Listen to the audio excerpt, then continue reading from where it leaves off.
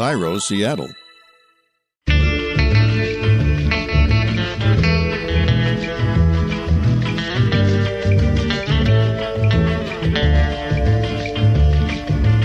I'm Rachel Bell, and this is Your Last Meal, a show about famous people and the stories behind the foods they love most. Today on the program, comedian and actor Paul Reiser. Paul starred in Mad About You with Helen Hunt. He also co-created the show, he co-wrote the theme song, and he played piano on the track. And I just realized that Paul Reiser starred in My Two Dads. Did you know that? No, I didn't know that. I didn't either, but when I think back, I'm like, yeah, that was him. That was a show that made me want to change my name to Stacy because the girl who was the star, her name was Stacy, and she looked super cool. She also looked how they described Stacy on the Babysitters Club. But I digress. Most recently, Paul Reiser has been on Stranger Things. He created a show called Here's Johnny. And 5 years ago, Paul went back to stand-up comedy. It felt exactly as it felt when I was 18, in that it was just as exciting and just as hard and just as fun. And there aren't that many things that you can replicate from being 18. As I got off stage, I thought, oh, yeah, there's a reason I loved doing this. Thanks to Paul, we're going to highlight a New York City institution, Barney Greengrass, a restaurant and appetizing store on the Upper West Side. Now, we'll explain what an appetizing store is later in the show, but Barney Greengrass has been serving up scrambled eggs with sturgeon, bagels with lox, and black and white cookies in New York City since 1908. And Gary Greengrass is the third-generation owner. I always say the place is like a comfortable shoe. When sort of the city and the neighborhood and, everything moves forward and changes, it's nice to come back and see something that hasn't changed. But first, my conversation with Paul Reiser. Hello? Hey, is this Rachel? It is. Is this Paul?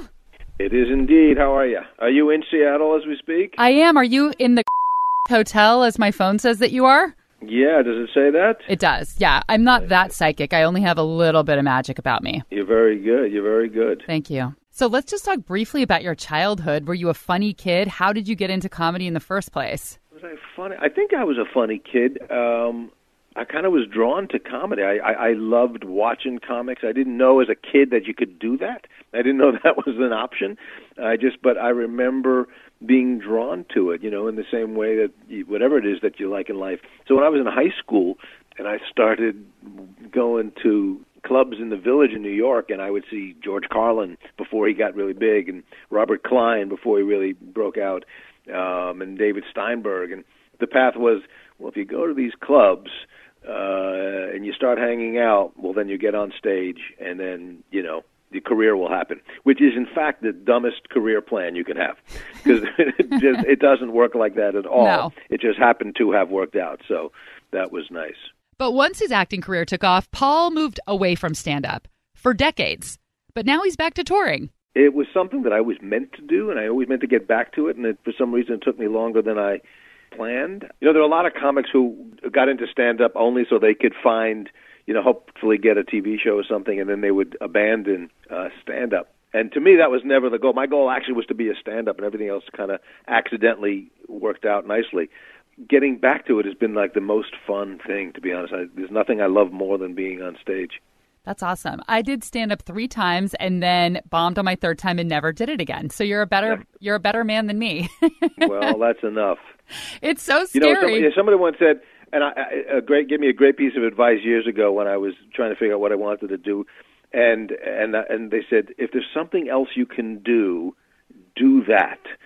And, which I thought was a great test for anybody, because whatever you do, it's going to be hard. So if you don't have the drive to make it through all the hard stuff, it ain't going to work out anyway. For those of us who do stand-up, it's like, well, it wasn't like a choice. It wasn't like we could have done without it. So it felt right. And after having taken so many years off, it really was exciting. You're always learning how to do it. You never actually get it. It's like a moving target. You never quite get it exactly right. For me, I always get off and think, oh, now I know what I could do better next time. There's always something to try tomorrow. Okay, so talking about a different part of your childhood, I read on Wikipedia, which knows all, that your dad... It's not true. All right. I don't know, whatever it is. Then it is not true that your dad was a wholesale health food distributor. Is that true? That is true. Okay. That is, in fact, true. So I was curious how you ate growing up, if that infiltrated your life, if you were like the only kid in the 60s who was eating, sprouted tofu and hippie food. No. The irony of that is we were so not into health foods at all.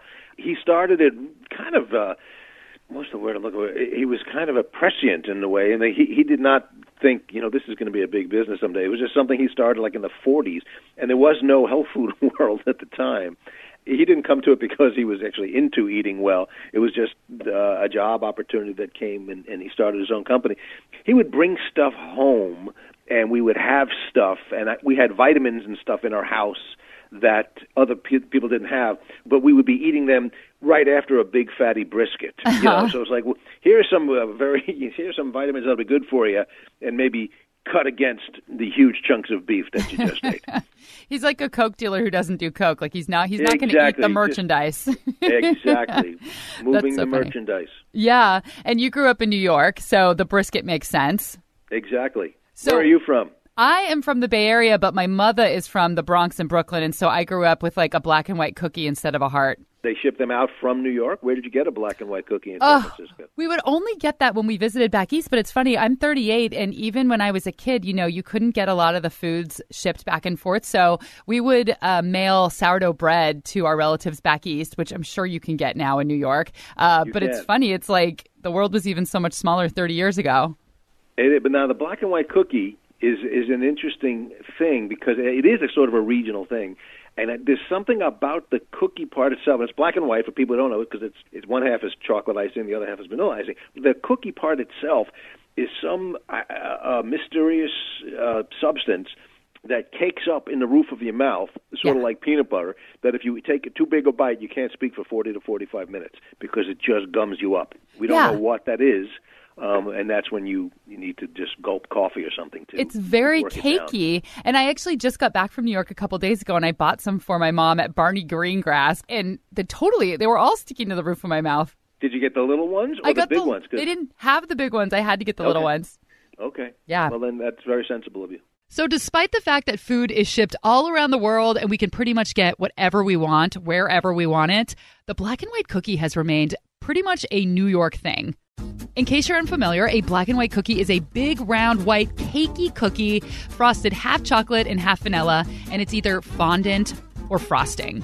The New York Times says it's technically not really a cookie, but what they call a drop cake, something I've never heard of before. The batter is like a cake batter, but thicker with more flour. So when you plop it onto the cookie sheet, it doesn't spread out.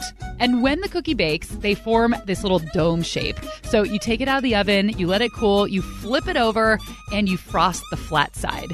So they're flat on top and rounded on the bottom. And we have learned through this podcast that the origin of many foods is debatable. A lot of people have a lot of opinions about the history of the black and white cookie. So according to a Munchies piece written by Joanne Spataro, the black and white cookie was the result of a dessert trend from the end of the 19th century. And I love this. I never think about that foods are trending, in other centuries. So at this time, it was really cool to bring dark and light elements together, like a vanilla cake with layers of chocolate frosting. And this extended into design as well, and architecture. So you would see, black and white tiles, you would see light and dark wood floors, and also in ceramics. So before this time, cookies had always been thin and crisp. But this trend of bigger, cakier cookies started to come out, so it only made sense to apply the dark and light cake trend to this new cookie. Some say the cookie was invented by Glazer's Bake Shop in New York City, which was opened in 1902 by Bavarian immigrants and just shut its doors this past summer. But Stephen Schmidt, member of the Experts Bureau of the Culinary Historians of New York, told Munchies that he doesn't think this cookie came from any cultural tradition. He thinks it was purely commercial. The bakers were capitalizing on the trends of the time. And I'm just going to tell a little story because it amused producer Aaron, but he has also met my mom, so maybe that's why. But I love a Rachel's mom story. Buckle in, everybody. So I was in New York a couple months ago, and I went and I got my mom some black and white cookies because she grew up with them. And we went on a trip the next week. I delivered them to her, and she admitted that she doesn't like the vanilla side of the black and white cookie. So like a 4-year-old child, I watched as she ate the chocolate side totally normally, and instead of just throwing the other half away, she scraped the cookie with her teeth away from the frosting and left like a bunch of frosting powder all over the table. Ladies and gentlemen, when you're 69 years old, you can still eat like a baby. So she never at any point attempted to remove the frosting from the cookie. She went to eat the cookie away from the frosting. Yeah, because the vanilla frosting was so gross. Time for a little break, but when we come back, Paul Reiser shares his last meal.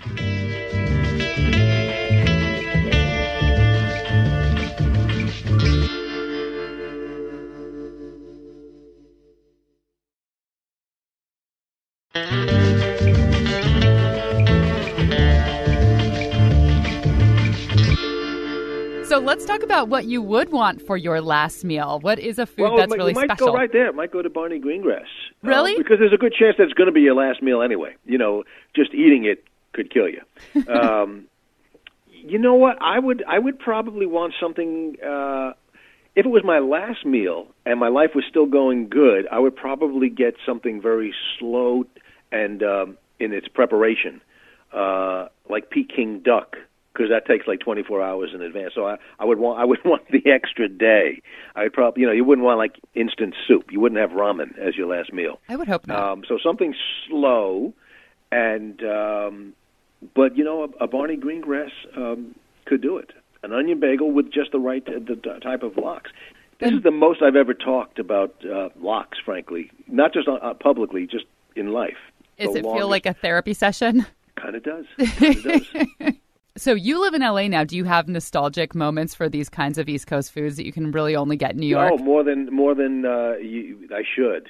In fact, it's funny that you would mention Barney Greengrass because it's one of the oldest places in New York, and that's one of my meccas that I always go to whenever I'm in New York. And my kids, who were born in Los Angeles, oddly have New York accents. And, really? Love going to Barney Greengrass. Yeah, so that's and it's one of the few places in the country that looks exactly as it did 70 years ago. Nothing has changed. This is an old world. They call it appetizing, but it's really smoked fish and bagels and very Jewy food. Yeah, I was wondering where they call it appetizing, because when I go to New York, the first thing I do when I get off the plane is I go straight to Russ and Daughters, and that's the same way. It's Russ and Daughters appetizing. I don't know. I think it came from I once read something about why it came from some sort of German word, but I don't know, because you would think all food should be appetizing. You want an appetite. There's no store that's called unappetizing, because that would not really take off. Not very good marketing. Nothing that would sell. But appetizing, it's an interesting word, and somebody, your next week's guest, will have to fill that in. Well, I'll just fill that in right now. Appetizing stores started to open in New York City in the early 1900s, along with a huge population of Eastern European Jews who immigrated there. And if you keep kosher, as many of those people did, you cannot mix meat with dairy. So the deli was created to strictly sell meat, and the appetizing store only sold dairy and fish and everything that you would eat with a bagel. Pickled things, salads, spreads. According to Thrillist, there were as many appetizing shops in New York in the 1930s as there are now Starbucks and McDonald's combined. About 500 stores. Now, shed small tear, there are less than a dozen. Paul Reiser's last meal is an onion bagel with lox from Barney Greengrass. And Barney Greengrass is one of the best places in the country to have smoked fish. It is a New York institution. Barney Greengrass? Hi, can I speak with Gary, please? Yeah, who's calling? My name's Rachel Bell. Sure, one moment. For great gift suggestions, check out BarneyGreengrass.com, where you can peruse our full menu of specialty foods. From bagels to borscht and bialys to babka, it's all just a click away. We'll be with you momentarily. Hi. Hi, it's your best friend in Seattle. Gary Greengrass is the third-generation owner of Barney Greengrass, and he is just the schmoozing, dad joke-making character that you would want behind the counter. My line is that people come in and we kibitz with them a little timber. I says, next time there'll be a cover charge. I tell them 2 borscht minimum. Barney Greengrass was started by Gary's grandfather, Barney Greengrass, in 1908 in Harlem. And he moved to our present location in 1929. He specialized in smoked fish, Nova Scotia, sturgeon, sable, whitefish. The store is known as Barney Greengrass, the Sturgeon King. The old days we'd been known as an appetizing store, which it's a term not used commonly today, but that would refer to those dairy items, the smoked fish items, cheese blintzes, and things like that. And does that mean that it's kosher? Is that what appetizing kind of guaranteed? No, not necessarily. If you pay the rabbi, that'll guarantee you kosher. No, it's... Then did the store get passed down to your dad and then to you? Yes, so my father was in business with his father. My father's name was Mo, and then he passed it down to me. So I'm the third generation, the one that runs it into the ground. The last of Barney Greengrass by Gary Greengrass. Hopefully not. Barney Greengrass is both a restaurant and a shop. So you can sit down for a plate of eggs scrambled with sturgeon and onions with a bialy on the side. And by the way, a bialy is always in the bagel category, but it's not really a bagel. There's no hole. It's flatter. It usually has caramelized onions on the top. So it's kind of more like a roll, but it's in the bagel family. You can have homemade chopped liver with rye bread or a bowl of matzo ball soup. Or you can order a smoked fish platter to go. Maybe pick up a babka on your way home from work. This is old school Ashkenazi Jewish food. There are stewed prunes on the menu, pickled herring in cream sauce. Our signature dish in the egg department is Nova Scotia scrambled with eggs and onions, the house specialty. If you come into the store on a weekend, at least one every other table is dining on Nova Scotia eggs and onions. Our most popular sandwich is Nova Scotia and cream cheese on a bagel, and all different varieties. If it's tomato, onion, however the customer prefers to have it. Or sturgeon, which is our moniker. Classic way to have it is sturgeon on rye with a slice of onion and butter. Ooh. It is a big deal to keep a restaurant open for more than 100 years. Restaurants are notorious for going out of business. They stayed open through the Great Depression, through both World Wars, through all kinds of economic fluctuation, not to mention food trends. Food trends come and go, tastes change. The Jewish population in New York has shrunk, and this is Jewish food. And stewed prunes are not trending on Instagram. You are not seeing stewed prunes on the cover of a food magazine. Why do you think you've been able to survive while so many have closed around you? It's not an easy business. It's a hard business. It's a labor of love, and it's a commitment. It's a commitment by my father, my grandfather, and by myself to keep the quote-unquote institution going. Our strength is that we're a food store for those who demand the best. We give the people the best that money can buy. We don't cut corners. Whether they're having orange juice in our restaurants, we're getting the best, sweetest oranges that are on the market. If we're making a homemade cheese blintz, we're using the best cheeses, and it's all made from scratch. If it's a tomato, we buy what we call repacks, so they're all hand-selected. It's not like you buy a big box of 25 pounds and some good or some bad are all mixed in. For buying the smoked fish, people don't realize that they grade fish out like they grade meat. Like you could buy meat that's prime, you could buy meat that's choice. And you smoke all the fish in-house? No, we have different purveyors smoke for us. You're not allowed to smoke in Manhattan. Maybe smoke cigarettes, but not fish. Smoke weed, not fish. Exactly. I probably smoke weed too. I don't know if this plays in Colorado, but I guess out there they celebrate the very high holidays. That's right. So I coincidentally met Gary a few weeks before this interview. I was in New York City. I realized that I had never been to Barney Greengrass, which felt like a complete betrayal to my Judaism. I also have still not seen Schindler's List, but I decided out of the two that I would go to Barney Greengrass because there's bagels there. So I went in to get my mom these black and white cookies because I was going to see her the next week. And my boyfriend has this friend, hi Ben, who used to work at Barney Greengrass. So we chatted up Gary about him. We took a photo together. And then it was kind of a little annoying that I interviewed Paul Reiser 3 weeks later and he said Barney Greengrass and I could have done the interview in person. Paul, I don't know why I'm getting mad at Paul. Maybe because I want a bagel and I can't have one. But I was really surprised by the look of Barney Greengrass. It was very different than I imagined because I know that they attract a lot of celebrity customers. I had heard on Bon Appetit's podcast that the editor-in-chief of The New Yorker, it's his favorite place to go. He goes every weekend.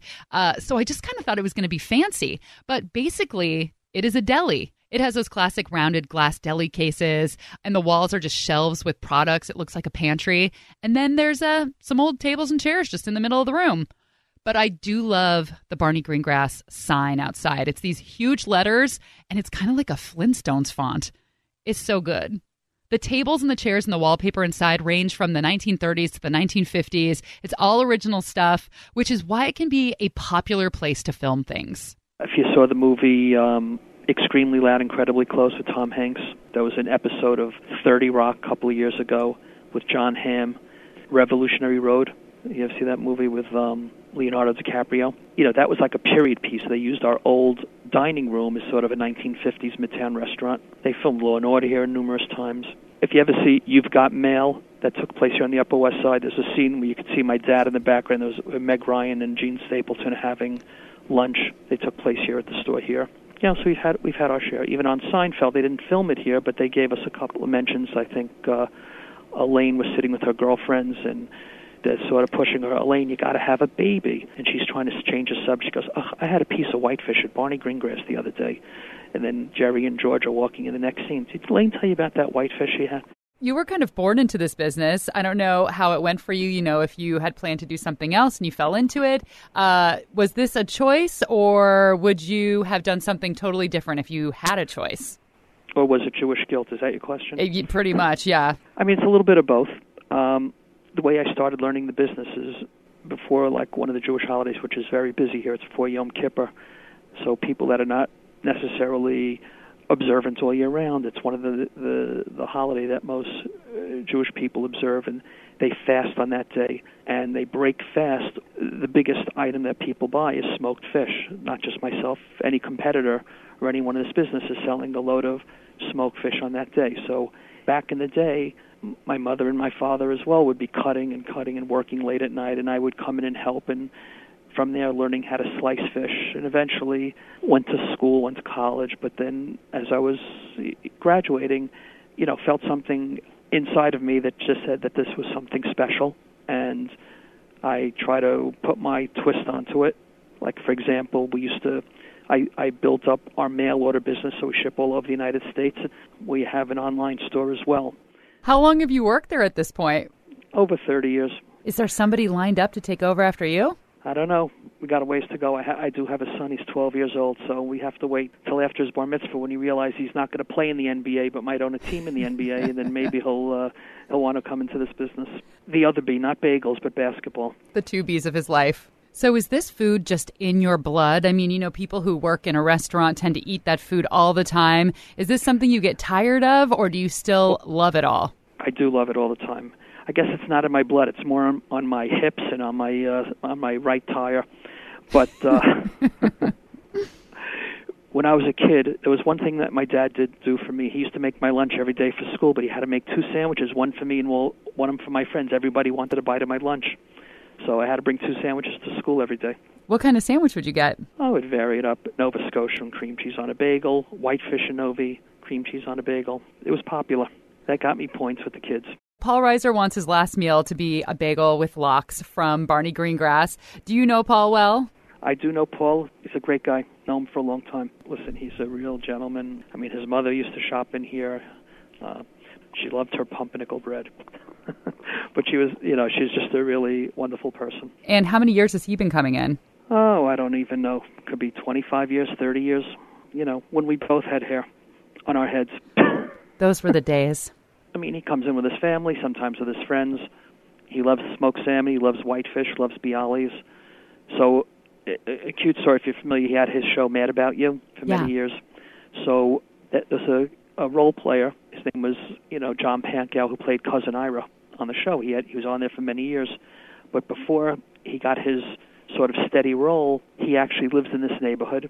And he told me, I'm going out, you know, I have a guest appearance on Mad About You. I says, you're going to Mad About You? I says, you got to bring Paul. If you want to get the job, I says, you bring him whitefish, Nova, bialys, and you'll be in. Sure enough, he schlepped it out to California, brought it to Paul. It's all history. I think he was on the show for at least 3 or 4 years. That's because bagels are magic. Okay, we have to take a quick break, but when we come back, some last words from Paul Reiser. Not like he's going to die. It's just last words on this podcast.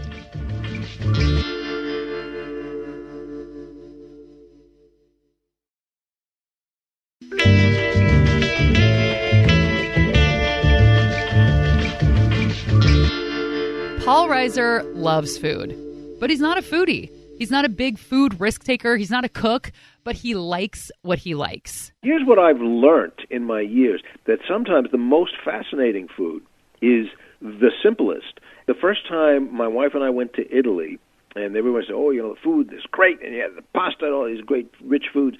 And we were in Tuscany, and we were just stopped at a corner grocery store just for a snack. And we saw these tomatoes that were the brightest, reddest tomatoes. And we said, "Well, we just got to have them." And we took the tomatoes and we sat on the steps of this, and we bit into this tomato, and we both went, "What is that?" That's the greatest thing I've ever had, because apparently tomatoes, in America, they're just been pasteurized or chemicalized or whatever. They're not what a tomato was meant to be. But if you go to Italy and you go into an untreated actual tomato, it'll make your head explode. It's that good.